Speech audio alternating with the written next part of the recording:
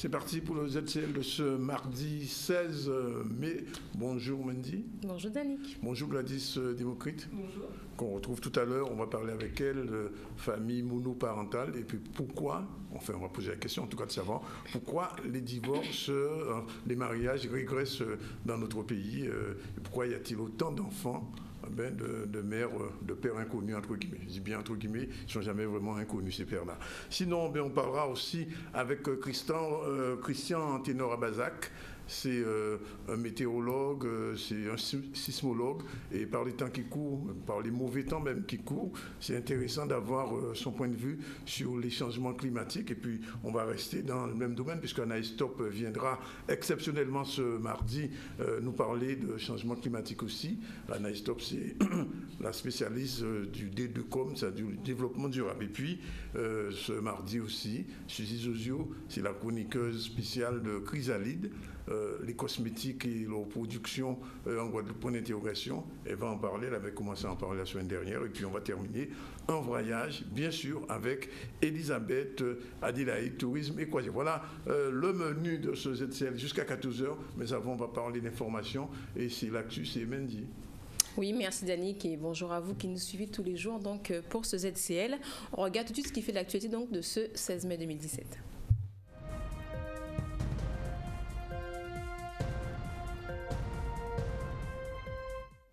Et ce matin, un incendie s'est donc déclaré à l'assainissement aux abîmes dans une maison. Heureusement, aucun dommage corporel n'est à déplorer. Nous avons donc entendu le commandant Chipotel qui nous explique un petit peu comment cela s'est passé. Pour l'instant, en tout cas, les causes restent inconnues. Et le maire de la commune de Gourbert, M. Luc Adémar, a donc signé une convention ce matin en référence à la loi handicap sur l'égalité des chances. Nous le verrons dans un instant et on terminera avec un show de culturisme qui a donc eu lieu à Gourbert avec quelques témoignages de bodybuilders et bodybuildeuses. Nous le verrons dans un instant. Voilà donc pour les titres Danick. Merci Mendy, qu'on va retrouver dans environ 20 minutes pour parler de développer l'actualité. Je vous ai dit, on reçoit comme une fois par mois, pas assez, dirons-nous, de Gladys Démocrite. Bonjour Gladys. Bonjour. Et aujourd'hui, vous allez décrypter pour nous ces questions monoparentales qui, il faut le dire, qui font quelquefois la une de l'actualité, puisque on dit souvent qu'en Guadeloupe, un enfant sur 2 ou 3 même naît sur 2 à peu près, naît monoparental, il naît sans père connu. Exactement. Connu, je dis bien connu, parce qu'un enfant ne veut pas naître sans père. Bref, c'est un petit peu les caractéristiques de notre société. Alors, qu'est-ce que vous pouvez en tirer du point de vue juridique ? En fait, déjà, moi, je me suis interrogée. Vendredi dernier, le 12, on a eu de la part de l'INSEE donc toute une série de chiffres qui analysaient la société guadeloupéenne et les familles guadeloupéennes. Et je me suis inquiétée de nos sociétés et de notre société, inquiétée aussi de nos familles, parce que ces chiffres sont interpellants. Parce qu'effectivement, la famille est la base d'une société et si les familles sont déstructurées, la société elle-même est fragilisée et déstabilisée.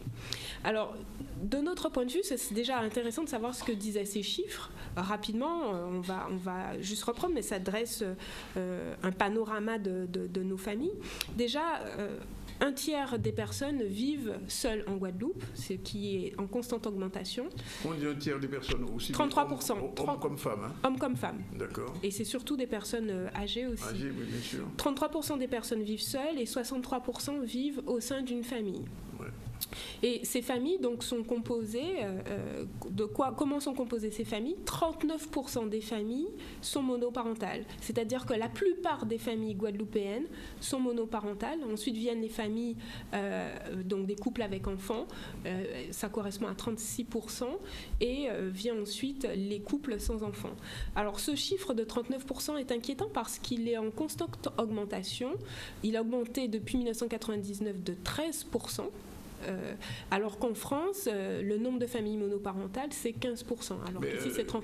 Mais c'est peut-être une des particularités de notre société, puisque originellement, les familles étaient déjà monoparentales. Oui, c'est une prévalence. Il y avait eu un progrès. Oui, c'est vrai. Mais la question, c'est pourquoi une telle augmentation est si vite. Et il me semble que les familles, on y viendra, que les familles monoparentales, elles sont modifiées. C'est-à-dire, la famille monoparentale des années 80 n'est pas la même famille ou des années 90 n'est pas la même famille monoparentale de 2017, à mon avis.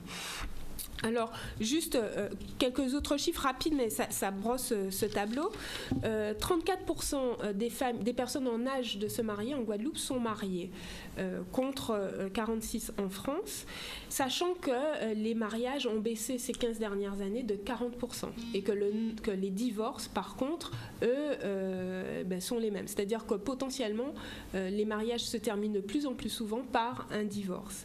Et 80% des naissances se font hors mariage. 80% des naissances se font hors mariage. Il y a 15 ans, c'était 60%. Donc, c'est une augmentation fulgurante, alors qu'en France, c'est environ 56%. Donc, voilà. Donc, ça donne une idée quand même de ces familles un peu déstructurées et déstabilisées.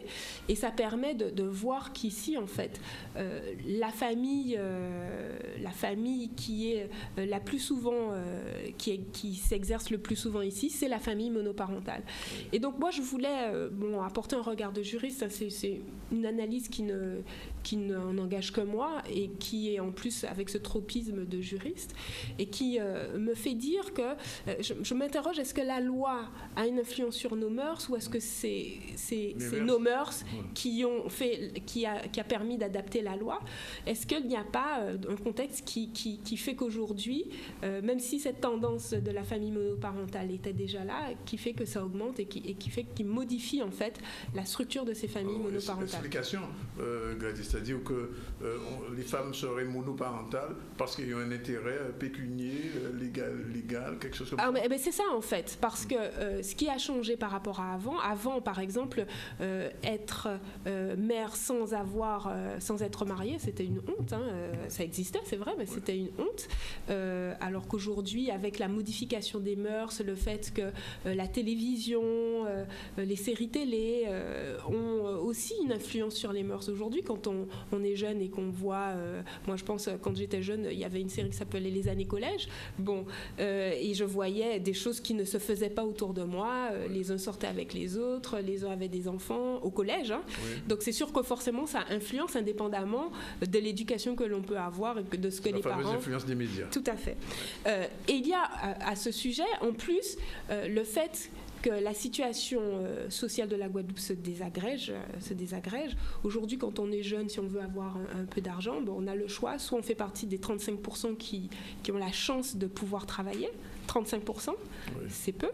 Soit on fait, dans le cadre de l'économie parallèle, job, trafic. Voilà.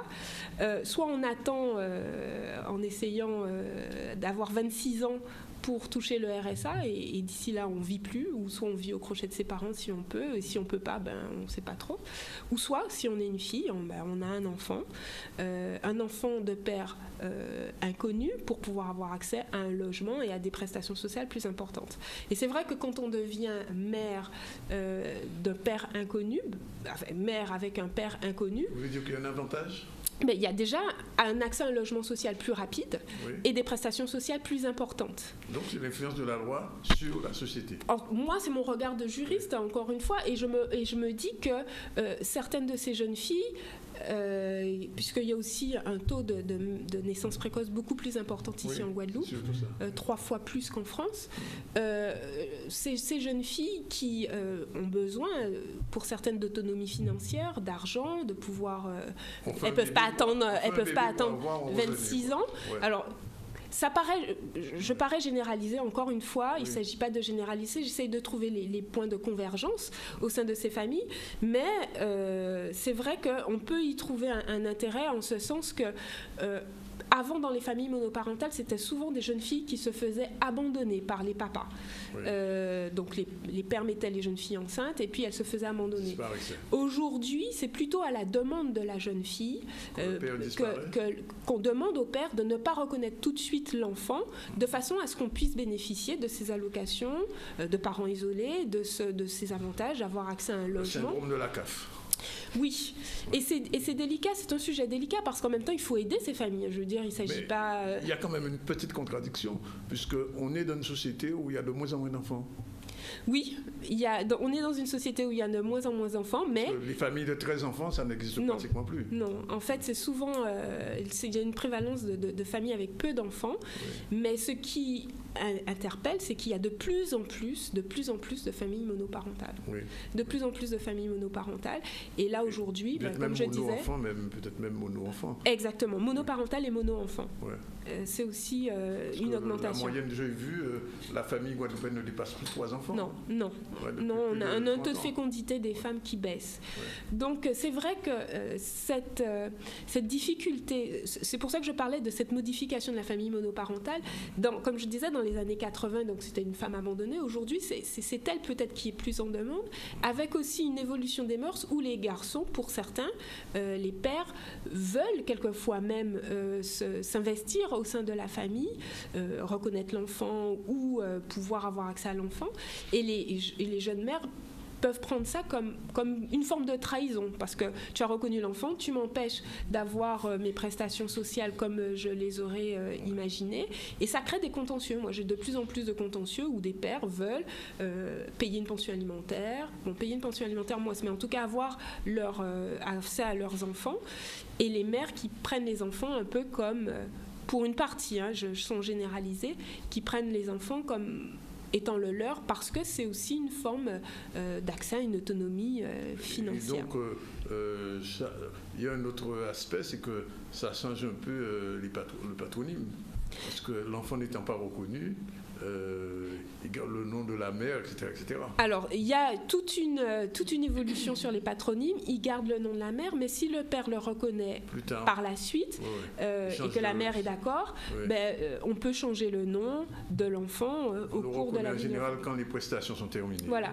En fait, on reconnaît en général au-delà des 3 ans, mais les pères ne savent pas que cette reconnaissance, même si cette reconnaissance ne permet pas d'avoir accès à tous les droits de père, puisque l'autorité parentale pour un papa n'est possible que si on a reconnu l'enfant pendant la première année de l'enfant. Si on le reconnaît au-delà de la première année, il faut faire une démarche avec la maman qui permet d'avoir l'accès à l'autorité parentale et donc d'exercer ses droits de père de façon pleine et entière.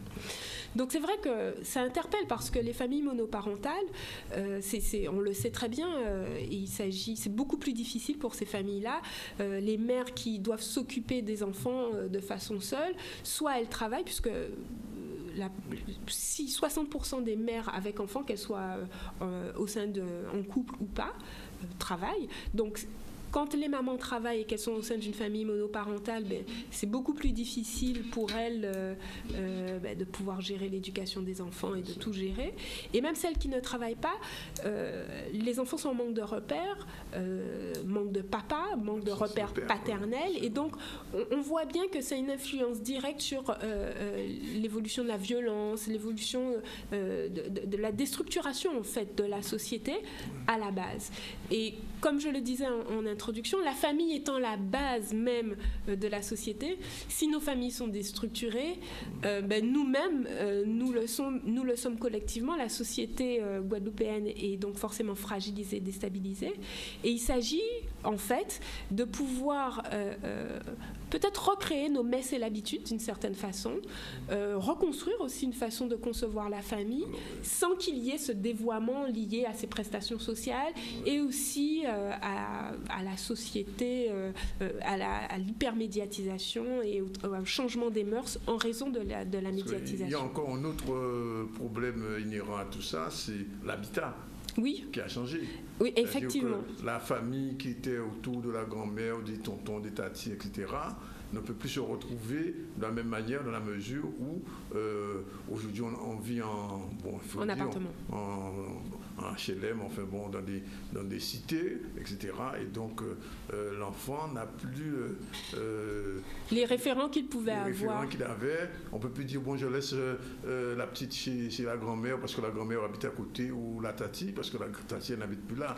Mais voilà, on voit bien que alors cette modification de l'habitat fait que la famille la famille nucléaire, c'est-à-dire maman, papa, enfant, est vraiment aujourd'hui le centre, alors qu'avant on avait une famille beaucoup plus élargie, on vivait dans un terrain avec, comme tu disais, grand-mère, tonton, tati, cousin, etc. Et là encore, l'impact de la législation change, puisque maintenant, quand on est femme isolée, on fait une demande de logement social, on l'a assez plus facilement en tout cas, donc forcément la famille va s'installer au sein d'un appartement et donc va être un petit peu plus éloignée des autres référents parentaux qu'avant. Et ça aussi a un impact, puisque forcément les grands-parents, les oncles et tantes, les cousins, cousines vont moins de fait pouvoir s'impliquer dans l'éducation de l'enfant et accompagner ses mamans. Donc c'est vrai que ça paraît comme ça, comme étant des chiffres un peu éthérés, mais ça a un vrai impact sur notre société, et c'est peut-être à nous, là, de se rendre compte qu'au-delà des avantages sociaux ou de la législation, même si on en a besoin, c'est à nous de recréer ce que ça détruit, donc c'est-à-dire du lien au sein des familles, retrouver en fait la façon dont nos grands-parents, nos oncles, nos tantes, les marrains, les marraines pouvaient s'impliquer au sein des familles. Ça va être un combat difficile dans la mesure où aujourd'hui, au regard de ce que vous dites, Gladys, un enfant, c'est un revenu en fait. Pratiquement. Pour certaines familles, oui. C'est en fait, pour certaines jeunes filles, c'est l'accès à l'autonomie financière. Et c'est vrai que, comme je disais, quand on est jeune et qu'on a moins de 25 ans, qu'est-ce qui reste comme solution ? Chômage, on n'a pas de... 35% d'entre eux vont travailler, mais les 65 autres pourcents, ils ne peuvent pas arrêter de respirer, arrêter d'avoir besoin d'avoir des besoins jusqu'à 26 ans en attendant le RSA. Il faut bien trouver quelque chose.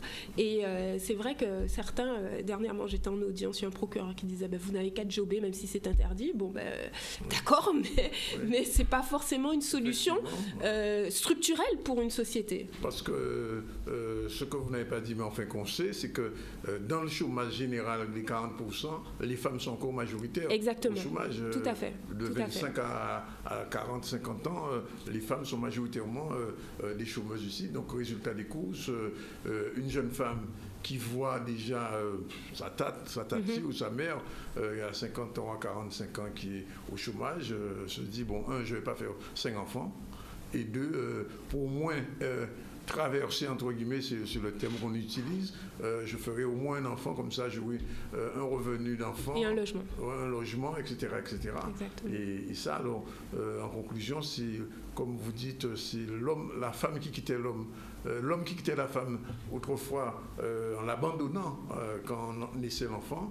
Aujourd'hui, c'est plutôt l'inverse en tout cas, il y a une partie de ces familles monoparentales qui sont du fait de la maman, et c'est en ça qu'il y a une modification, qui sont du fait de la maman, qui, de fait, va voir les allocations familiales et la possibilité d'avoir accès à un logement familial en raison du fait que le papa n'a pas reconnu l'enfant comme une façon d'avoir de l'argent et d'accéder à une certaine autonomie financière. Ce qui en soit très triste, et ce qui fait que nous-mêmes, nous Guadeloupéens, de façon individuelle et collectivement, nous devons faire cette remise en question en se disant que pour moi c'est pas si difficile que ça. L'idée c'est de retrouver en tout cas les liens sociaux pour que même si la situation financière est difficile, même si l'accès à l'emploi est difficile, que le fait d'avoir accès à ces allocations ne soit pas la raison pour laquelle on fait un enfant, et le seul support aussi pour éloigner le père de ses enfants. Tout à fait.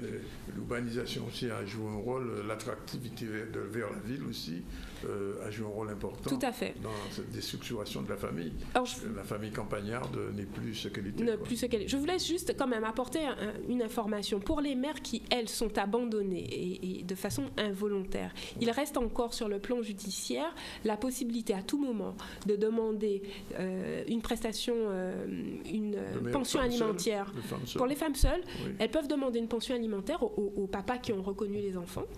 Et s'il n'y a pas de papa qui a reconnu l'enfant, si elles peuvent prouver qu'elles ont eu des relations sexuelles avec un homme pendant la période légale de conception, c'est-à-dire de 10... Le test d'ADN Non, on n'a pas besoin de ça. Il suffit juste de prouver qu'on a eu des relations sexuelles avec un homme de 10 à 6 mois avant la naissance de l'enfant. Et en faisant une action, on a droit à une pension de cette... Il faut que l'homme, par contre, s'il ne veut pas payer cette pension, il faut qu'il prouve qu'il n'est pas le père. Donc il y a quand même des possibilités pour les femmes. À ce moment-là, il faut voir l'avocat. Oui, à ce moment-là, il faut faire une action en justice. On peut le faire sans avocat aussi. Sans avocat maintenant c'est possible, mais il vaut toujours mieux avoir un avocat qui, lui, c'est son travail, donc il pourra mieux accompagner la personne. Ok, ben écoutez Gladys, merci de ce décryptage sur cette évolution, on peut dire négative de la société et de la vie des femmes et des enfants dans notre pays, de la famille d'une manière générale. Si vous avez raté le début, demain sur le www.zcl.tv, vous pouvez réécouter cette chronique, ce décryptage sur les familles monoparentales. Famille monoparentale, famille Evancel Timon, ou Madame Evancel Timon, c'est en gros ce qui se passe de plus en plus souvent en Guadeloupe. La Gladys nous l'a dit, 80% des enfants qui naissent aujourd'hui n'ont pas de papa. C'est bizarre. Voilà. Hors mariage. Hors mariage, bien sûr. Mariage. Il est 12h58. On va commencer les infos avec Mendy, puis après on va prendre la pause publicitaire. Je rappelle qu'on va recevoir tout à l'heure Christian Ténor à Bazac. Et je vous le disais en titre, vous le savez, c'est le sujet du jour. Un incendie s'est donc déclaré à l'assainissement aux abîmes ce matin. Les images, nous les verrons en cours d'édition puisque le temps que nos reporters regagnent nos studios. Donc on commencera avec la suite du mouvement des routes de Guadeloupe puisque vous le savez, ça dure depuis un certain temps. Et bien ce matin, c'est un huissier de justice aidé par les gendarmes qui ont dû forcer le barrage hérissé par les manifestants pour ainsi permettre à ceux aux salariés qui ne souhaitent pas s'accorder à ce mouvement de pouvoir regagner leur bureau. Un reportage signé Michel Héraclide. Je voulais rétablir en vérité par rapport au mouvement de grève là qui a passé à la route de Guadeloupe là. Premièrement, le directeur là a dit que nous un régime indemnitaire qui existe à la route de Guadeloupe. Nous avons dit oui, mais depuis combien de temps il pas revaloriser? Depuis là il créé, c'est même là qui a existé et pour jamais revaloriser. Et c'est ainsi ça nous y est. Et nous avons dit les textes clairs, il faut revaloriser les indemnités avant de passer dans un nouveau régime là. Donc là, il a dit que nous avons empêché, nous ne voulons pas rentrer dans un nouveau régime. Nous avons dit non, avant d'arriver là, premièrement, il faut nous revaloriser le régime indemnitaire à aller travailler qui est à Route de Guadeloupe. Et ça, il n'y a pas pour ça même, parce que aujourd'hui là, ça nous constater, c'est que vous voyez ici, vous voyez Mamblo pour intimider nous et que vous avez besoin de casser grève là, il n'y a pas de forme de négociation du tout. Donc, hier, il dit nous que le président là et qu'il était là en hiver, mais ça nous a posé la question, qui genre président peut être en Guadeloupe et en France en même temps? Donc, nous n'avons pas de réponse. Je dis là, nous avons dit, mais ce n'est pas non. Pour la logique des négociations, ils viennent là pour casser le droit des syndicats. Point barre. Une fois de plus, un blocage pour la deuxième journée consécutive. Vous voyez que toutes les personnes qui sont là sont des personnes qui veulent rentrer travailler, puisque jamais la négociation n'a été interrompue à Route de Guadeloupe. Seulement, pour négocier, il faut être deux. Et pour négocier, il faut être dans des conditions de négociation. On n'acceptera pas de négociation sous la contrainte avec 40 personnes. Ça, c'est hors de question. Donc ce matin, j'ai procédé à l'ouverture. Les personnes, les 3 grévistes qui étaient sur le piquet sont venus refermer. Je ne suis pas là pour aller à l'affrontement, mais il faut savoir que Route de Guadeloupe va faire une nouvelle proposition au syndicat pour parler des points après les 2 précédentes qui ont été faites avant la fin du préavis de grève. J'ai entendu sur vos ondes et sur d'autres beaucoup de contre-vérités. Il faudra qu'on puisse en parler plus longuement. C'est l'heure de marquer une courte page de publicité. On reviendra également avec les images, je vous le disais, du feu à l'assainissement. C'est ce matin aux abîmes. À tout de suite.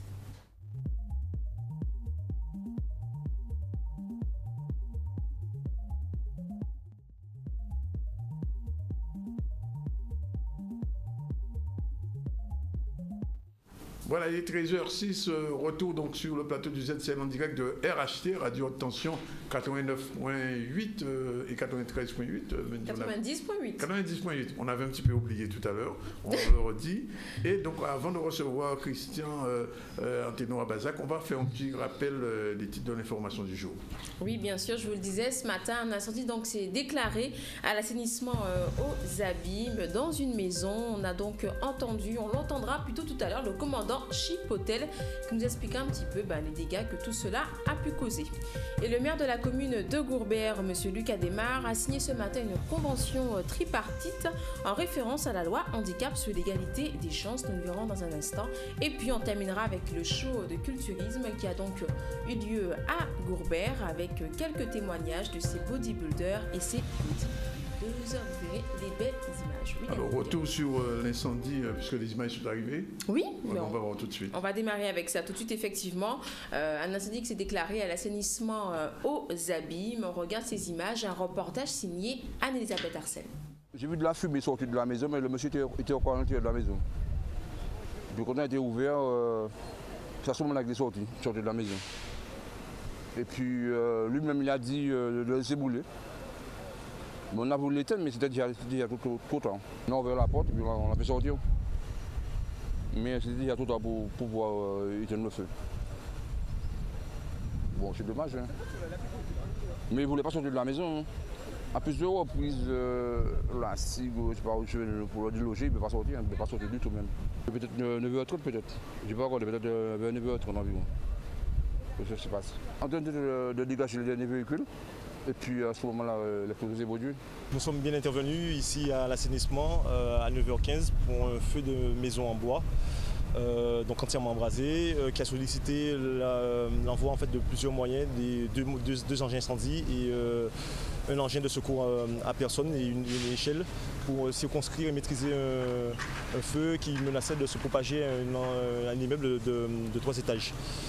L'action rapide des secours effectivement a permis donc, de maîtriser ce feu, d'éteindre ce feu et de retrouver le propriétaire sain et sauf. Donc nous avons pris en charge le propriétaire après une reconnaissance qu'il ne se situait pas dans la maison.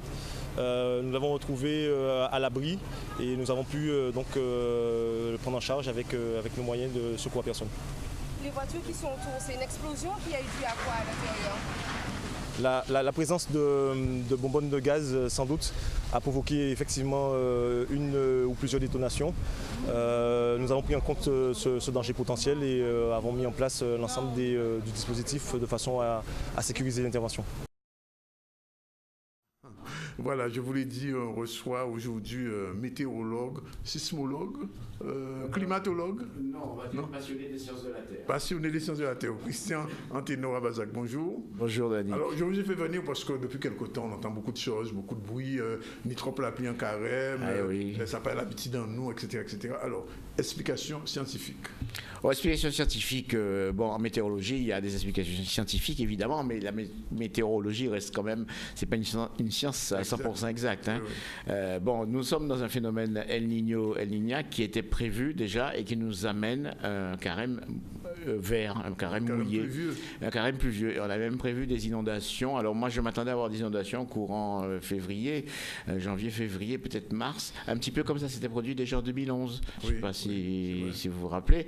Et donc là, ça s'est produit tardivement. Et là, on aborde une période de sécheresse. Donc c'est rien d'inhabituel.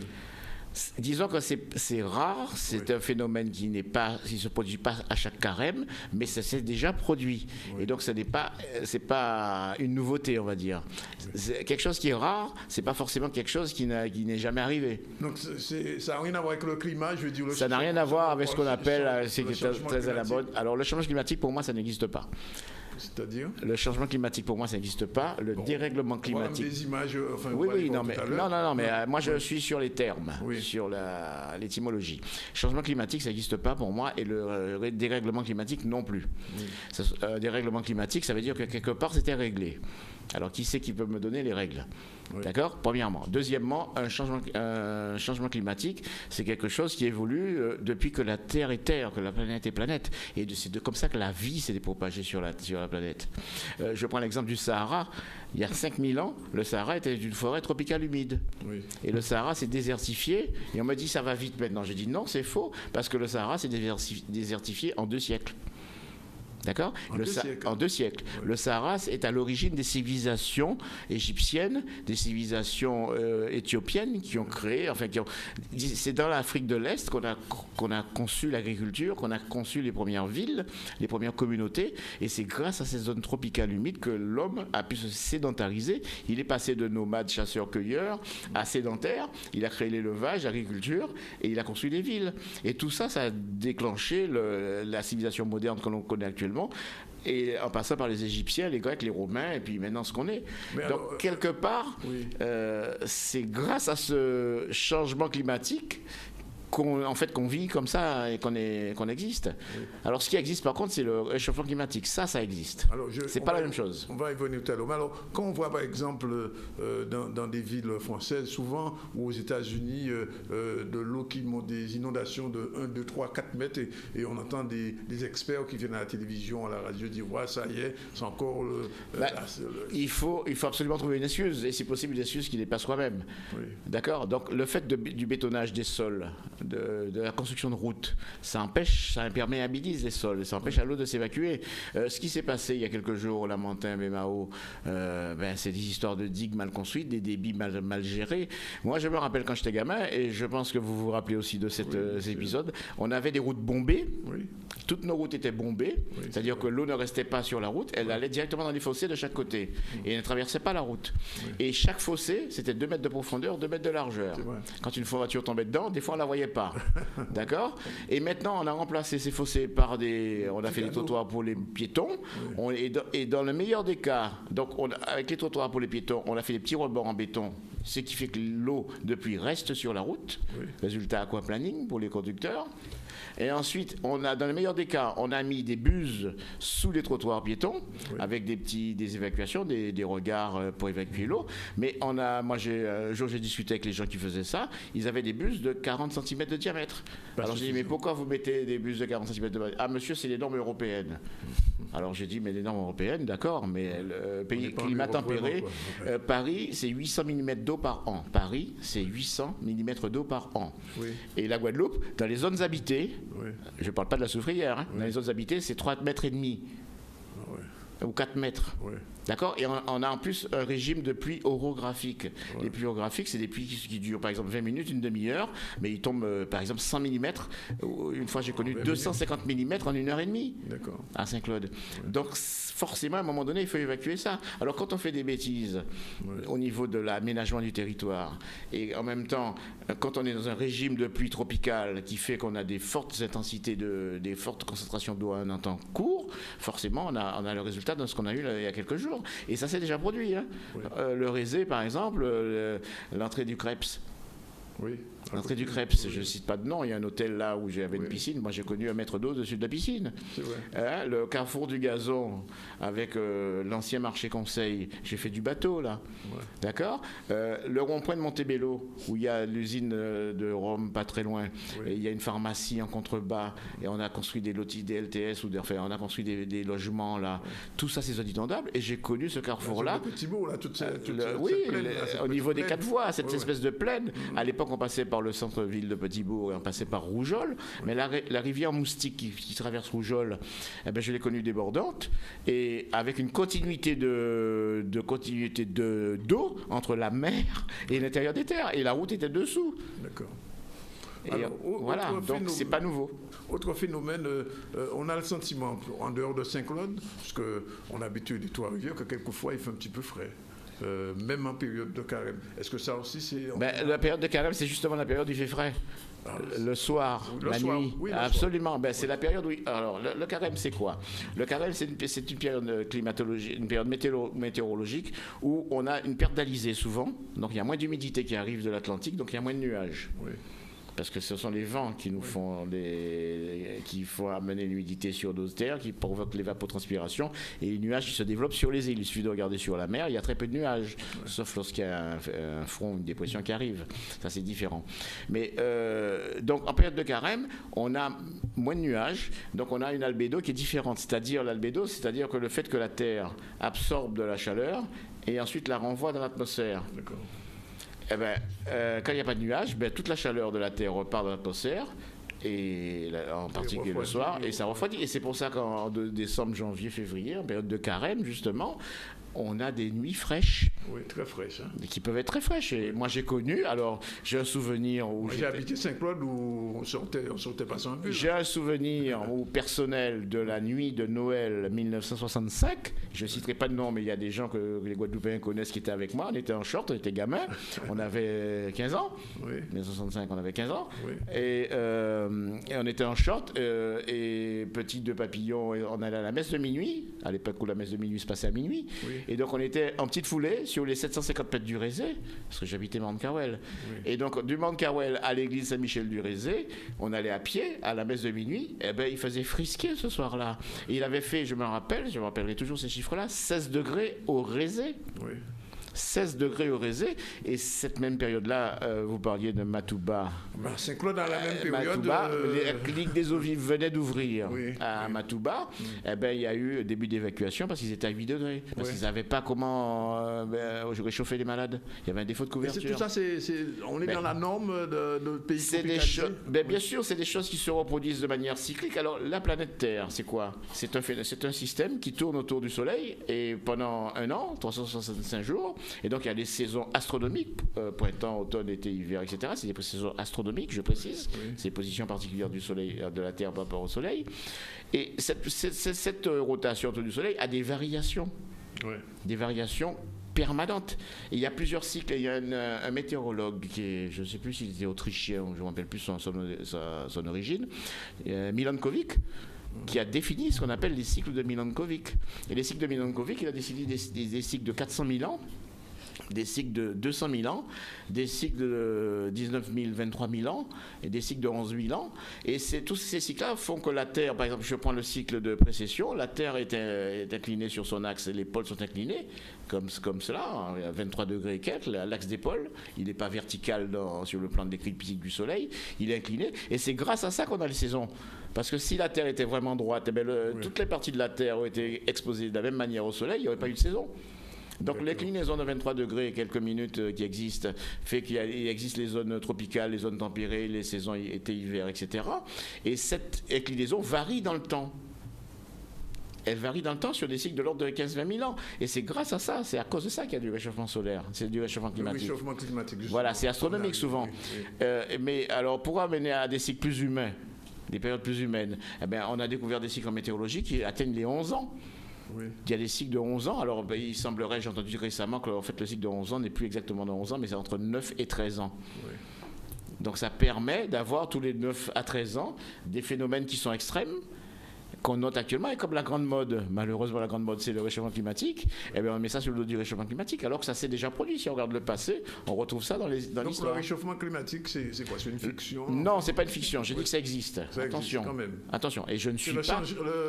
Je parle des mots, je parlais des mots. Donc dérèglement climatique et changement climatique, ça n'existait pas. Oui. Mais réchauffement climatique, ça existe. Les mots, en science, les mots comptent, ont de la valeur. Hein. Donc un mot, on ne peut pas mettre un mot à la place d'un autre. Donc réchauffement climatique, ça existe parce qu'on le mesure et on a des causes. Oui. Et la première cause du réchauffement climatique, c'est l'astronomie. Tous les 20 000 ans, la planète se rapproche du Soleil et tous les 20 000 ans, elle s'en éloigne. À tel point, je précise, que depuis 20 000 ans que le réchauffement climatique a commencé, le niveau des mers est monté. Oui. De combien? De combien? Je ne sais pas, 1 mètre, quoi, c'est ça? 120 mètres. 120 mètres? 120 mètres. Et on a les cartes, grâce à l'Université Antilles-Guyane, et je parle de la Guadeloupe, là. Oui. On a des simulations de l'époque. Oui, monsieur, 120 mètres. À l'époque, tout le monde était à l'école et tout le monde a appris les glaciations. Oui. À l'époque, il y avait des glaciers à Paris. Oui, c'est vrai. À l'époque, l'Angleterre n'était pas une île, parce qu'il n'y avait pas de Manche, il n'y avait pas de mer du Nord, c'était relié au continent européen. Et les Antilles n'existaient pas? Si, les Antilles existaient il y a 20 000 ans. Les Antilles, c'est 3 millions d'années pour les plus récentes. Donc les Antilles existaient, la Guadeloupe existait. Mais je prends l'exemple de la Guadeloupe. Donc l'Angleterre, on faisait Paris-Londres à pied, on n'avait pas besoin de tunnel, ni de bateau, ni de quoi que ce soit, il y a 20 000 ans. Et je prends l'exemple de la Guadeloupe, on faisait Sainte-Rose, Petit Canal à pied et à sec et en direct, à sur la terre ferme. La Désirade existait à l'époque? Mais bien sûr, la Désirade, c'est encore plus ancien. C'est un cas particulier. C'est un cas très particulier, mais la Désirade, c'est une île qui est sortie en tant qu'île il y a 120 millions d'années. On n'est plus dans le même ordre de grandeur de temps. Hein. Là, je parle de 20 000 ans, 15 000 ans. Millions, il y a autre chose. La Désirade, enfin, pas la Désirade. Il faut être précis. C'est pas la Désirade qui est sortie il y a 120 millions d'années. Non plus. C'est la partie est, le tout petit bout de l'est de la Désirade, là où il y a le phare et là où il y a les anciens logements de Météo France, la station Météo France. La partie qui va vers Bémao, vers le Souffleur et vers les Sables, qui est côté Pointe des Châteaux, c'est du volcanisme. D'accord. Mais tout l'est de la Désirade, c'est très ancien, 120 millions d'années, et c'est un fond. C'est du basalte, c'est un fond lithographique, c'est un fond de la lithosphère océanique du Pacifique. Alors, je vais quand même insister, Christian, puisque vous êtes là. Si on se réfère au passé le plus lointain, est-ce que... Mais à l'époque, il n'y avait pas d'hommes, hein, attention. Oui, d'accord. Cette partie entre l'Amérique du Nord, ce qu'on appelle l'Amérique du Nord et l'Amérique du Sud, et ce qui est les Antilles, l'arc des Antilles, ça existait ou ça n'existait pas? Est-ce qu'on pouvait aller de Rio à New York à pied, enfin, je veux dire, sans passer par la mer? Quand est-ce? Quand il y a X millions d'années. Non, mais le X, c'est le X qui m'intéresse. Oui, ça, je sais pas. Alors, je dirais qu'il y a 3 millions d'années. Oui. Il y a 3 millions d'années. Jusqu'à il y a 3 millions d'années, les deux Amériques étaient totalement séparées. D'accord. Amérique du Nord, Amérique du Sud. Il n'y avait pas de l'isthme. Il n'y avait pas d'Amérique centrale. Il n'y avait pas d'Amérique centrale. Enfin, il y avait pas de Caraïbes. Non. La Caraïbe, c'est encore autre chose en parallèle. Oui. La Caraïbe s'est développée en parallèle. Et la Caraïbe, ce que moi j'appelle la Caraïbe, c'est l'ensemble du bassin. Pour moi, la Caraïbe, il y a les États-Unis, il y a le Mexique, il y a l'Amérique centrale, il y a le Venezuela et la Colombie. D'accord. Et les îles. Donc, les îles existaient. Et les îles vont devenir ce qui est devenu l'Amérique centrale maintenant. C'est-à-dire qu'il y a 30-40 millions d'années, les deux Amériques, Nord et Sud, étaient totalement séparées. D'accord. Ce qui a permis à la plaque Caraïbe, qui venait du Pacifique, de se glisser entre les deux Amériques et d'aller vers l'Atlantique. Mais entre-temps, derrière, c'est créé un chapelet d'îles, comme notre arc des petites Antilles, chapelet d'îles, pointillé d'îles, comme ça. À la place d'Amérique centrale de l'époque, il y a 30-40 millions d'années, c'est créé un chapelet d'îles qui progressivement s'est densifié, et avec les échanges de courants, de sédiments entre les deux océans, ça crée l'Amérique centrale. Et l'Amérique centrale s'est définitivement fermée, c'est-à-dire que le Panama a été le dernier, la zone actuelle du Panama a été la dernière partie qui s'est créée il y a 3 millions d'années et qui a définitivement isolé l'Atlantique du Pacifique. Et donc à partir de 3 millions d'années, on peut aller à pied de New York jusqu'à Rio. Mais attention, il y a 3 millions d'années, on n'existait pas. D'accord. Parce que l'homme, grand-mère Lucie, c'est en Afrique, c'est daté de 3 millions d'années. Hein. Tout à fait. OK. Une dernière question, ça c'est relative au volcanisme. Est-ce que c'est une fiction, c'est une réalité? On a souvent parlé à l'époque de la Soufrière, il y a 40 ans, de ce volcan qui se trouverait entre la Guadeloupe et Marie-Galante, volcan souterrain. Vrai ou faux? C'est vrai, mais c'est de ça que je parlais tout à l'heure quand je parlais du réchauffement climatique. Oui. Je disais qu'on pouvait faire, à l'époque, il y a 15 000 ans, on faisait Sainte-Rose, petit canal à pied et à sec. C'est-à-dire que tout ce qui est Macouf, Ajou, l'îlet Blanc, l'îlet Carrette, c'était la terre ferme.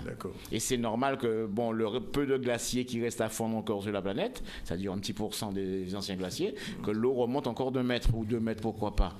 Donc ces îlets-là, ils vont être submergés. Mais ce qu'on oublie de dire, c'est que dans 1000 ans, 2000 ans, le système va recommencer à refroidir et ça va le niveau de la mer va descendre. Qui disparaissent là. Non, attendez. Pour répondre directement à la question sur l'île entre Marie-Galante et Capesterre-Belo, ce volcan sous-marin existe, il s'appelle le Banc Colombie. Le Banc Colombie, comme le Colombie, le paquebot, comme la Colombie, le pays. Oui. Le Banc Colombie. Et c'est là-dessus que vont pêcher les pêcheurs de Sainte-Marie, Capesterre-Belo. C'est là-dessus qu'ils vont chercher du poisson, des langoustes et compagnie qui vendent sur le bord de la route. D'accord? Et ce Banc Colombie, il y a 15 000 ans, c'était une île. Et il y a 15 000 ans, les Saintes actuelles, terre de haut, terre de bas, c'était la taille de Marie-Galante actuelle. Donc le niveau de la mer est monté, depuis 15 000 ans, il est monté de 120 mètres, je répète, et ça a donné notre contour de côte actuel. Et par contre, les variations actuelles du niveau de la mer font que le contour des côtes change, les îles rétrécissent et s'agrandissent en fonction de ces variations. Actuellement, il y a une fin de réchauffement climatique, on est en fin de réchauffement climatique, donc on aura peut-être 1 mètre de niveau de mer en plus, 1 mètre, au pire des cas 2 mètres, c'est tout. Sachez aussi que dans la région, on a des poussées tectoniques. Oui. Bon, on a parlé de volcans, mais aussi la tectonique des plaques. Oui. Et donc, il y a des poussées souterraines ou de terre qui sont poussées par en dessous, de volcans qui se créent et qui vont émerger pour créer des îles, de nouvelles îles. Et c'est pour ça que je disais que l'actuel arc des Petites Antilles les îles vont se densifier et d'ici quelques siècles, milliers d'années, on ira à pied aux Saintes, à pied ensuite à Dominique, à pied à Martinique, et dans 20 millions d'années, je ne sais pas ce qu'on sera, nous, mais dans 20 millions d'années, l'arc des Petites Antilles, on va à pied de Pointe-à-Pitre à Caracas, au Venezuela. Merci Christian Ténor-Berzac, vous aurez l'occasion de revenir parce qu'on n'a pas parlé de volcanisme, manque de temps, mais on va en parler. Je promets de vous inviter dans quelques semaines, juste avant la répondre. Je suis d'accord à venir, oui. Voilà, absolument. Oui. Parce que je crois qu'on peut parler de réchauffement, de plein de choses comme ça, mais il faut connaître l'histoire de la planète. Il faut connaître ce qui s'est passé dans l'époque. Oui. Et bon, si tout le monde parle de l'histoire de la planète, on va peut-être comprendre que le réchauffement climatique, c'est quelque chose de naturel et normal. Oui. Et qu'il faut vivre avec, ça c'est sûr. Le danger, c'est pas le réchauffement climatique. Le danger, c'est la pollution. Oui. Et on s'empoisonne. On s'empoisonne avec le chlordécone, on s'empoisonne avec les pots d'échappement des voitures, les histoires de brume de sable. Pas de brume de sable. Le brume de sable, c'est naturel. Ouais. Mais rajouter aux émissions des pots d'échappement, en fait, de la circulation automobile. Ça, c'est dangereux.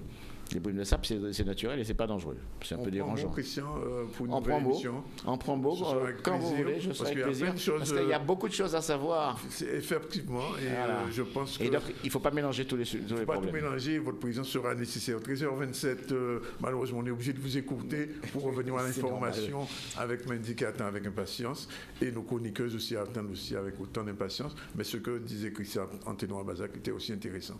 Absolument, absolument. Je le disais en titre, le maire de la commune de Gourbert, M. Luc Adémar, a donc signé une convention tripartite en référence donc à la loi handicap sur l'égalité des chances et la citoyenneté des personnes handicapées.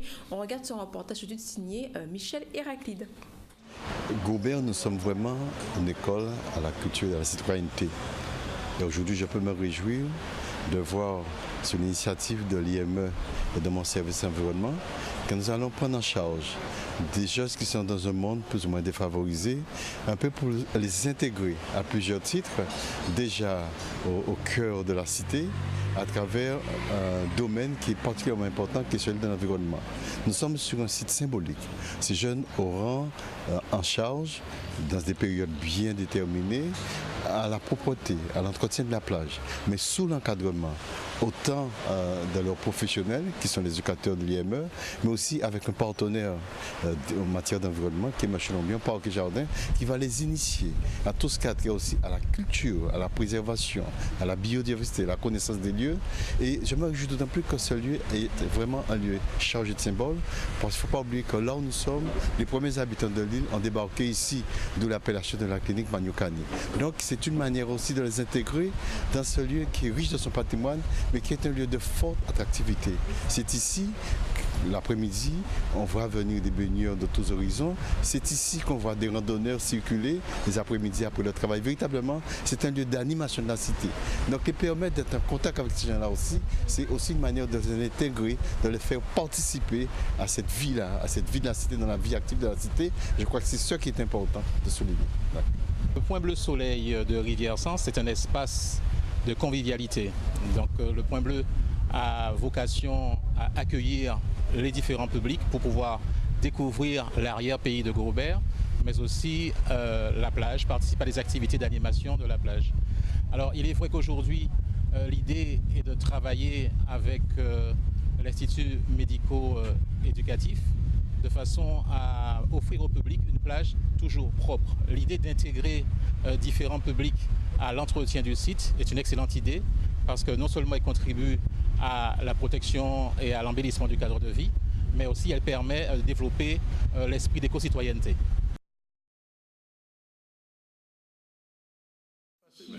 On revient dans un instant en deuxième partie. On va recevoir donc Suzy Zozio, Elisabeth Adélaïde et également Anaïs Top. A tout de suite.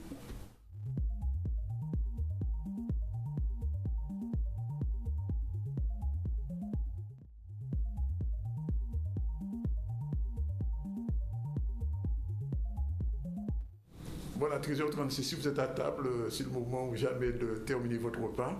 Faites comme nous. Bonjour mesdemoiselles, madame, bonjour Anaïs. Bonjour. De retour, un jour exceptionnel, c'est le mardi en général, c'est le vendredi, elle est là le mardi. On va parler de quoi Anaïs? D'énergie? On va parler d'économie d'énergie aujourd'hui. Oui. Alors qu'est-ce qu'il faut faire pour économiser l'énergie? L'énergie humaine ou l'énergie artificielle? On va parler d'économie d'énergie électrique. Électrique, d'accord. Donc comme d'habitude, on va commencer avec un petit rappel réglementaire. Oui. Depuis 2006, en fait, il y a un outil qui a été créé qui s'appelle les certificats d'économie d'énergie, qui oblige tous les producteurs d'énergie, donc de carburant, d'électricité, de combustible, à faire des économies dans leur consommation électrique. Pourquoi on les oblige à ça? On a parlé tout à l'heure de réchauffement climatique. Oui, de réchauffement. Pas de changement climatique, oui, il y a pas de changement durable, tout ça. Donc en fait, il faut savoir que tous ces vendeurs d'énergie sont de gros producteurs de gaz à effet de serre qui contribuent à ce réchauffement climatique. Oui. Donc on leur a demandé de faire des économies dans leur consommation d'énergie et de promouvoir l'efficacité énergétique auprès de tous leurs clients. Donc qui sont les clients des producteurs d'énergie?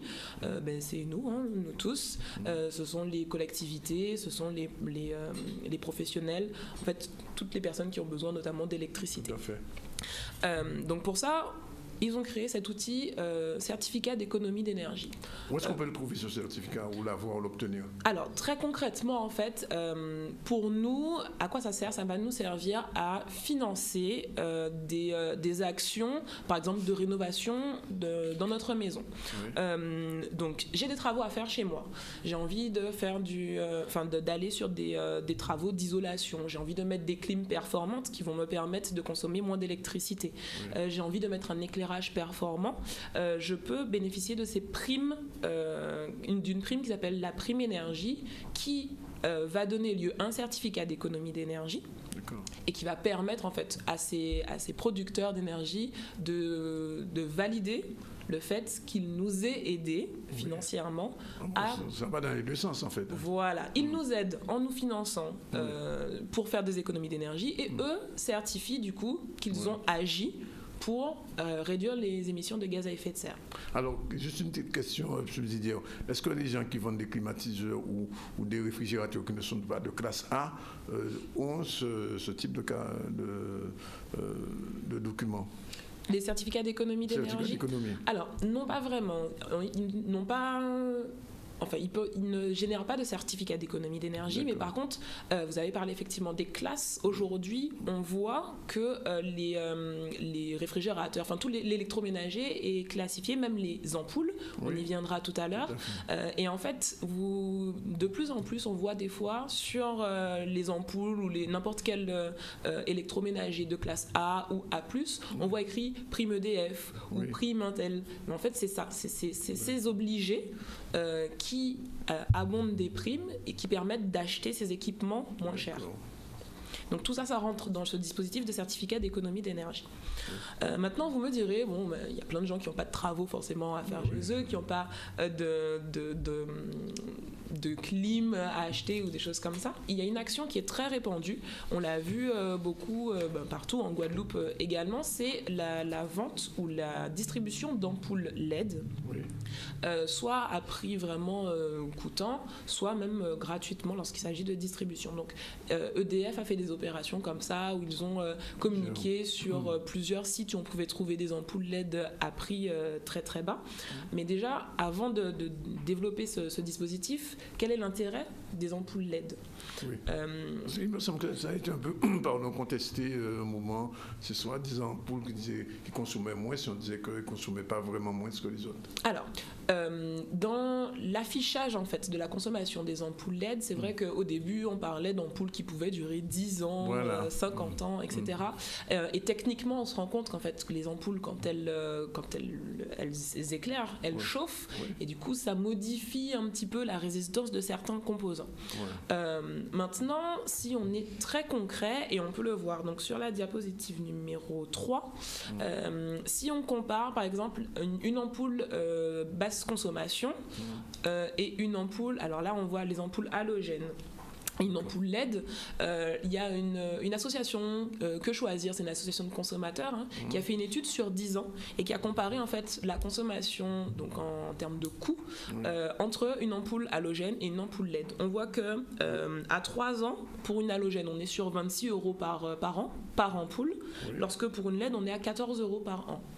Donc c'est quand même significatif. Et là, c'est pour une ampoule, on a en moyenne 8 ampoules chez soi. Quand on fait le calcul, ça fait quand même faire des économies. Sur 10 ans, on est à 82 € sur de l'halogène, 22 € sur une ampoule LED. Donc c'est quand même des économies qui sont non négligeables. Appréciable.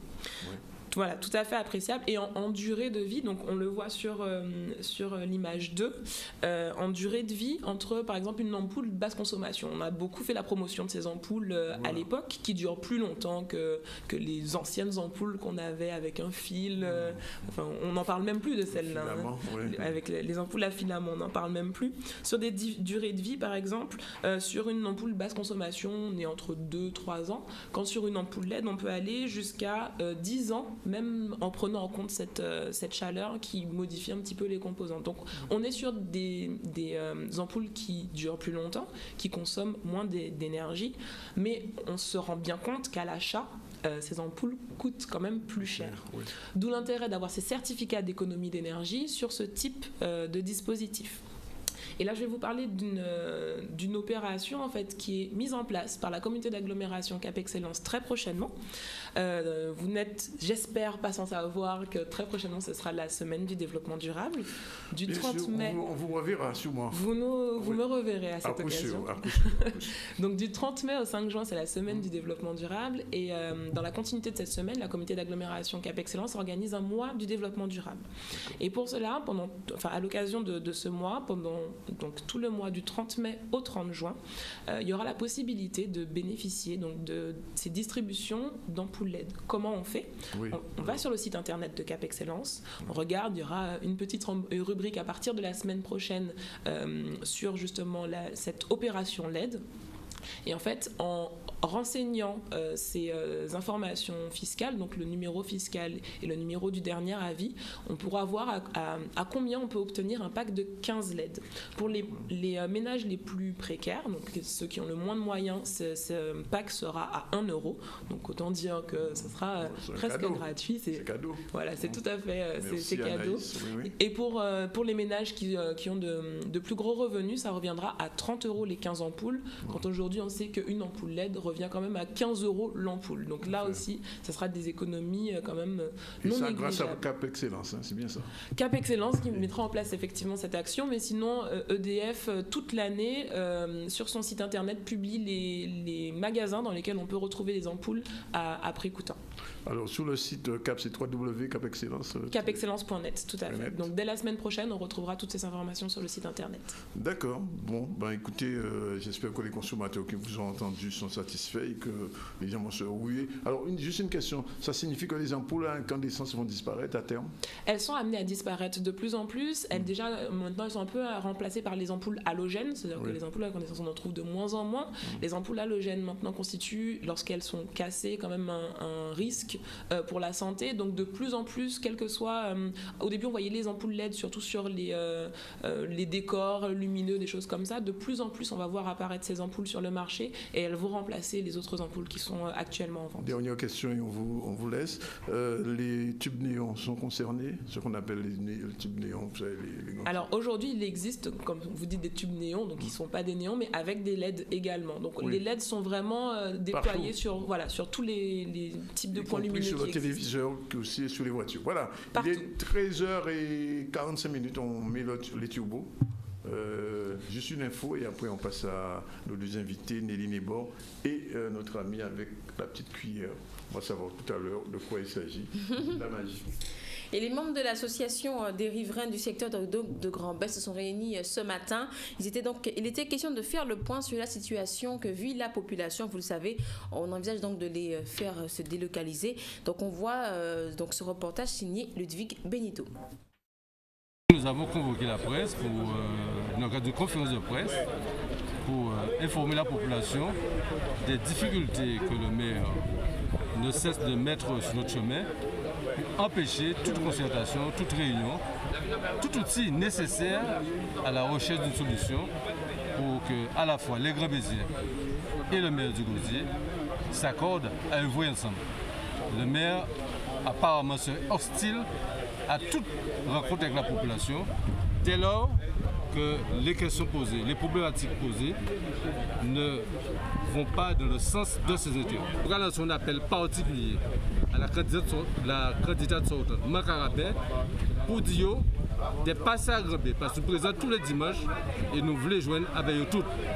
Donc quand vous venez à Grand-B, pour nous positionnement à ce ça fait là. Par ailleurs, si les maires de Désirade, de Saint-François et de Sainte-Anne qui a fait partie de la communauté du Levant et je dis là le responsable du PLU. Dans le cas de PLU là, Yoni a géré tous les projets de la communauté du Levant. Et là aussi, nous lançons un appel à eux pour que vous venez à là, parler aux populations là et dire aux populations là, c'est quoi penser des projets là ça. Parce que nous ne pouvons pas connaître rien le projet là ça. Nous n'avons pas ni bon élément intéressant pour savoir qui nous a financé réellement. Et est-ce que c'est un projet qui est réellement validé au niveau de la communauté du Levant? Le but c'est d'informer la population de ce qui se passe à Grand-B. Ne pas comprendre que ça se passe dans ces conditions et que personne ne dit rien. Aujourd'hui, l'association de Grand-B a décidé d'inviter les médias, mais aussi avec les autres organisations qui sont autour. Je pense que c'est ce qui se passe à Grand-B doit intéresser tous les Guadeloupéens. Aujourd'hui, nous sommes avec eux et il n'est pas question que nous lâchons par rapport à ce qui est proposé par la commune du Gosier. 13h47 et on passe tout de suite en mode chrysalide avec nos deux chroniqueuses, Nelly Némor, bonjour. La première. Et à côté d'elle, Chélie Zozio, bonjour. Bonjour. On parle de quoi? On parle de cosmétiques. De cosmétiques, oui. Voilà. Oui. Alors, donc c'est pour les femmes uniquement là? Comment? Pas du tout. Non, pas du tout. Pour les femmes, pour les hommes. Oui, puisque c'est vrai qu'il faut lutter contre un changement, en fait, hein, puisqu'on a... Ouais, c'est un changement cosmétique, ça. Pas climatique, mais cosmétique. Ouais, voilà, c'est ça.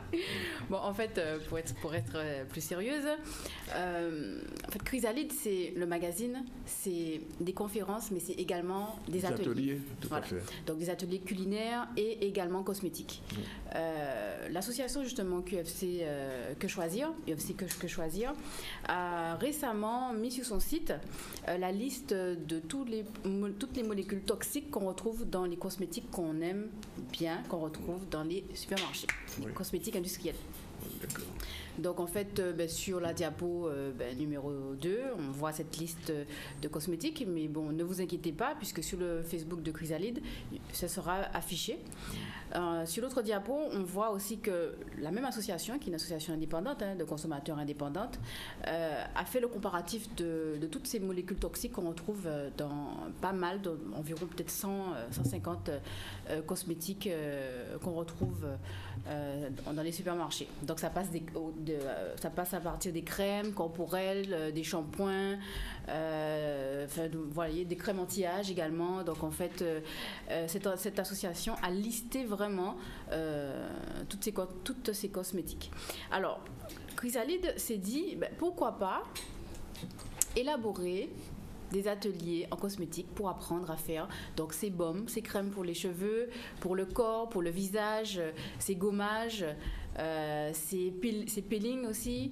Donc tout est possible alors. Tout est possible et on va bientôt faire un atelier sur le rouge à lèvres. Cet atelier, la fabrication du rouge à lèvres. Ça intéresse tout le monde, y compris Mendy, Elisabeth, etc. Alors, cet atelier, c'est quand et où? Alors, c'est ce samedi. Par la fin. Voilà, donc c'est ce samedi, oui. Donc à la pépinière de la Sarthe. Donc je vais peut-être laisser Nelly en parler, puisque ce sera elle qui sera à l'origine de cet atelier. Voilà. Nelly, bonjour. Oui, bonjour. Donc, effectivement, les ateliers Chrysalide sont multiples. Celui dont on parle aujourd'hui, c'est l'atelier cosmétique. Oui. Donc, il consiste à réaliser soi-même des baumes et des crèmes hydratantes. À partir de quoi? Alors, à partir de produits de qualité naturelle, la cire d'abeille, l'huile de coco, propolis, bois d'Inde. Oui. Voilà, donc tout ça vous sera démontré ce samedi. Alors, il faut venir avec son produit ou on trouvera les produits sur place? Tout sera fourni. Vous aurez les produits, vous aurez les bocaux et vous repartirez donc avec un savoir-faire. puisque vous pourrez après le refaire chez vous. Plus besoin d'aller au supermarché. Voilà, vous pourrez vous passer des cosmétiques industriels qui sont bien souvent chargés en molécules toxiques. Oui. Voilà, et donc... et qui agissent négativement sur l'épiderme. Absolument. Alors, vous avez une petite cuillère, on peut faire la petite démonstration. Voilà. Non, c'est pas pour mettre à la bouche, bien sûr. Non, c'est pas à manger, non, j'ai bien compris.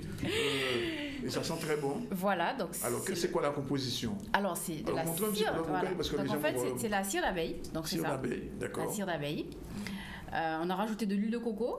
D'accord. Il y a de la propolis, donc pour ceux et celles qui ont suivi les anciennes chroniques, la propolis permet d'assainir, c'est un antibactérien, un antimicrobien par excellence. Et avec un petit peu d'eau, puisque ça permet d'hydrater.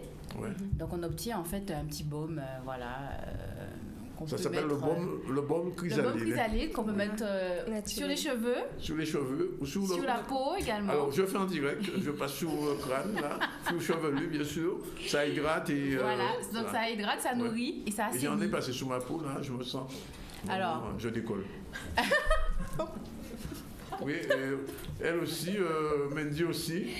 Ça y est, Mendy, vous n'irez plus au supermarché prendre les produits. Ça y est, c'est fini. C'est fini ça. Ça hydrate vraiment vous qui nous regardez, prenez du baume chrysalide désormais. Venez à l'atelier. Il se fait où cet atelier? Alors, il se fera à la pépinière de la Sarde à Capesterre-Bello de 10h à 11h. Il faut s'inscrire où? Voilà, vous inscrivez soit par téléphone au 06 90 713. Trop vite, j'ai pas eu le temps de noter. On reprend. Alors 06 90 713 752.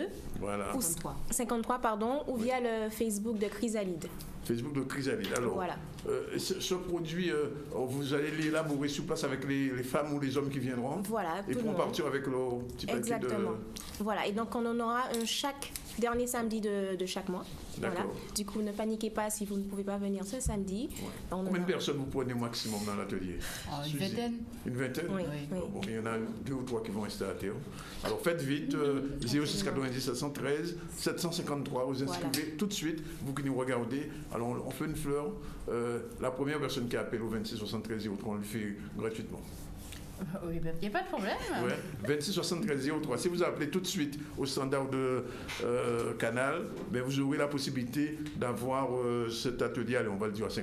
Allez. On va chipoter un peu. On le fait à 50%. Juste une petite remarque. Alors, quand on le met comme ça en narine, on sent le bois d'aine. Par contre, quand on met sur la peau, on sent le miel. Ouais, c'est vrai. Oui, c'est vrai parce que je redoutais, je me dis, vous savez que je n'ai pas senti le bois d'aine. Non, mais c'est pas une odeur désagréable. Oui, c'est quand même fort. Et en fait, non. Et après, là, ça c'est sucré. Alors, bois d'aine, miel. Il y a du miel, effectivement. Et c'est une création chrysalide.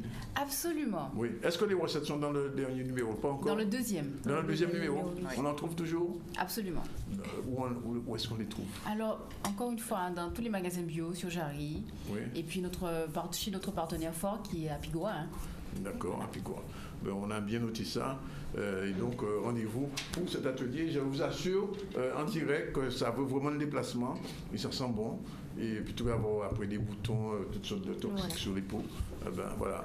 C'est le résultat de vos recherches, c'est ça? Absolument. Alors, il faut le dire quand même. Ah oui, bien sûr, puisque l'objectif en fait, de Chrysalide, c'est de vivre en harmonie avec son environnement. Oui. Donc, c'est vrai qu'on donne beaucoup de conseils avec le magazine, puisqu'il y a une vraie cacophonie nutritionnelle, si je puis dire. En Guadeloupe, on donne des conseils sur tout. Donc, en fait, Chrysalide fait le point sur l'état de la santé des Guadeloupéens et comment faire pour améliorer sa santé. Voilà, donc on est au plus proche des gens, de la population à travers des conférences, mais également des ateliers où on élabore, mais vraiment que ce soit culinaire ou cosmétique, toutes sortes de recettes pour vivre en harmonie avec son environnement. Dernière chose, Suzy, avant de se quitter, les ateliers, c'est tous les combien? Alors, pour le moment, on a fixé tous les derniers samedis du mois à la pépinière de la Sarde. Il y aura un atelier cosmétique. Et ensuite, se déclineront certainement chaque samedi à un endroit. Il suffira simplement de nous le dire et l'information passera. Voilà. On ne vous chasse pas un Suzy. On fait un dernier type d'information très rapidement et après, on part en croisière ou en tourisme. Et oui, mois de mai, mois de commémoration de l'abolition de l'esclavage avec de nombreuses manifestations, notamment donc dans l'Hexagone. Eh bien, une structure a été mise en place de manière à coordonner ces cérémonies. Il s'agit donc du Comité national pour la mémoire de l'esclavage. Un reportage signé Maurice Essé à Paris. En fait, si la mémoire est morte, il n'y a pas d'avenir. Donc, je dis souvent, on n'est pas là pour pleurer. On ne gémit pas. on est debout. On dit, dans la France, c'est ça. La France a une particularité, elle a une histoire qui est souvent chahutée, on oublie de le dire. Et encore aujourd'hui, dans cette époque, je dirais, troublée, où il y a des envies, des questions, des revendications, des sous-entendus, es-tu plus ou moins, pas plus ou moins, la question de la mémoire devient essentielle, centrale, et c'est la raison pour laquelle le comité national ce comité-là est là pour dire cette mémoire existe. Dans les temps que nous déplorons, des gens, des êtres humains ont été réduits à l'esclavage, mais aujourd'hui ils sont debout. Et j'en suis, vous êtes, votre caméraman, elle fait partie des gens qui sont debout. Ce comité est aujourd'hui présidé par Frédéric Régent. L'an dernier, vous avez vu, c'était Madame Cotias, tous les 3 ans, le Premier ministre nomme un président et des membres. Nous avons un comité renouvelé. Ce comité va bien. Il continue son travail de pédagogie, son travail d'histoire. Il a une activité fournie à peu près une fois par mois. Le comité se réunit en réunion plénière et nous travaillons sur les questions d'histoire, de mémoire et nous abordons tous les sujets. Il n'y a pas de tabou à l'intérieur du comité. Vous avez entendu ce qu'a dit le président Hollande. Il a simplement dit que le président Macron est un humaniste. Et pour un humaniste, connaît les choses qui ont fait mal, les choses qui donnent la joie et les choses qui donnent l'espoir. Et je fais confiance à ce président, donc notre président, que la question de la mémoire ne soit pas une question oubliée. Elle ne le sera pas, rassurez-vous, parce que le comité est là et le comité veille, puisque le comité est avant tout conseil du gouvernement. Donc il nous appartient au comité de rappeler, en qualité de conseiller du gouvernement, de mettre sur la table les questions qui intéressent les citoyens et la France entière.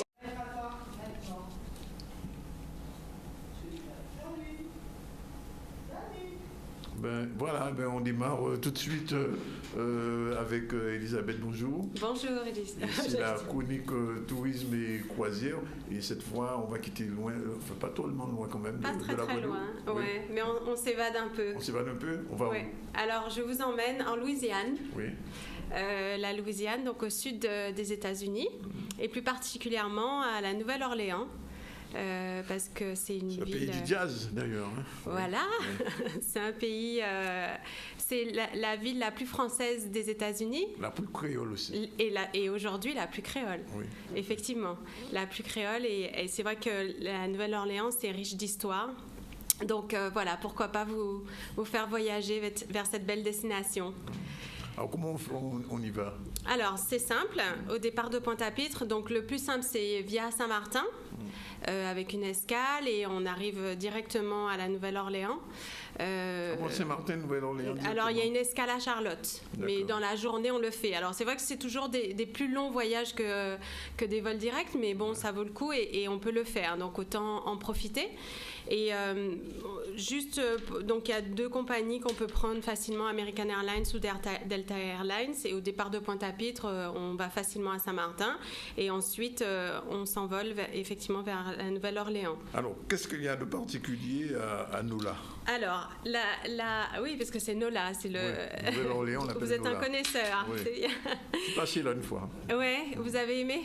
Oui, effectivement. D'autant plus, c'est juste une anecdote. Dans un magasin avec nous étions 3 Guadeloupéens, et puis on parlait en créole, et puis le gars, un blanc, américain, nous répond en créole. Ouais. Vraiment, j'étais cloué. Hein. La pratique du français est encore courante, il faut quand même le savoir.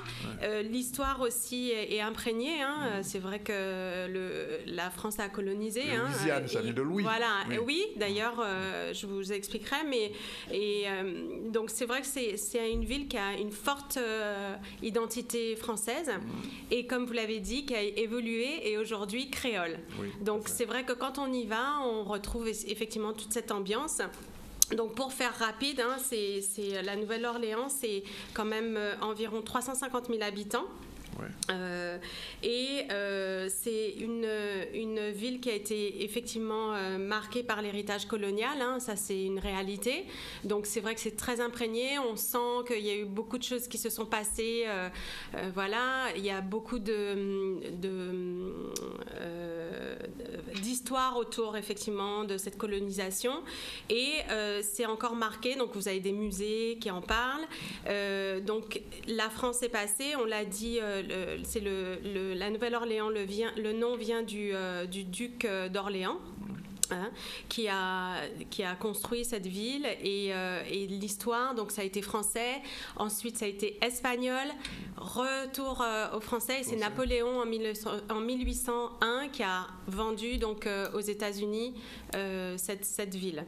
Donc voilà, là c'est pour un petit peu d'histoire. C'est une ville qui a été marquée par de nombreuses tragédies aussi, puisqu'il y a eu des incendies, ce qui explique qu'aujourd'hui l'architecture est plutôt hispanique, parce que c'est quand les Espagnols sont arrivés, ils ont dû reconstruire après un grand incendie.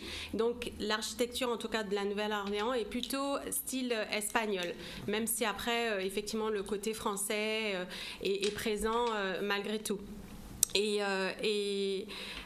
On a connu plus récemment, donc en août 2005, Katrina, le fameux cyclone, ouragan qui a fait quand même 1800 morts et à la suite de ça, des déportés, près de 30% de la population qui est partie. Donc c'est une ville qui a dû se reconstruire, mais qui est vraiment repartie de plus belle. Et donc quand on y va, on a beaucoup de choses à visiter.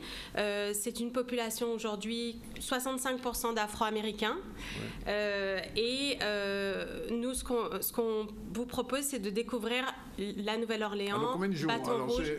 Il faut au moins une dizaine de jours, parce qu'en fait, il faut le temps de visiter, même si en proximité, c'est pas très très long, mais il faut le temps de visiter, de profiter, de découvrir la restauration et puis toutes les choses qui font de la Nouvelle-Orléans ce qu'elle est, quelque chose de très particulier aux États-Unis. On découvre aussi que c'est le pays, la ville du jazz, hein, pour être très précis, le berceau du jazz, hein, Louis Armstrong ou encore Sidney Bechet. Louis Armstrong qui a une histoire quand même extraordinaire et qui a commencé à jouer très tôt, hein, il devait avoir 12 ans quand il a découvert la trompette et qui a quand même révolutionné le monde de la musique. Et aujourd'hui encore, la Nouvelle-Orléans, c'est la musique dans les rues tous les jours. Et le carnaval aussi. Alors il y a un très très beau carnaval aussi et ça peut nous inspirer. Il y a un très beau musée du carnaval. Tout à fait. Voilà. Donc leur carnaval n'est pas tout à fait comme le nôtre, il est plus axé sur des chars, mais par contre il dure très longtemps, environ un mois de festivités.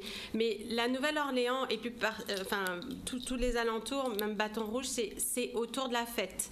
On aime faire la fête et donc le carnaval est partie intégrante. Alors le circuit que vous proposez, on va terminer là-dessus par là. Voilà, rapidement, donc le circuit c'est Bâton Rouge parce que on parle de Pointe-à-Pitre. Alors Pointe-à-Pitre, on arrive à la Nouvelle-Orléans.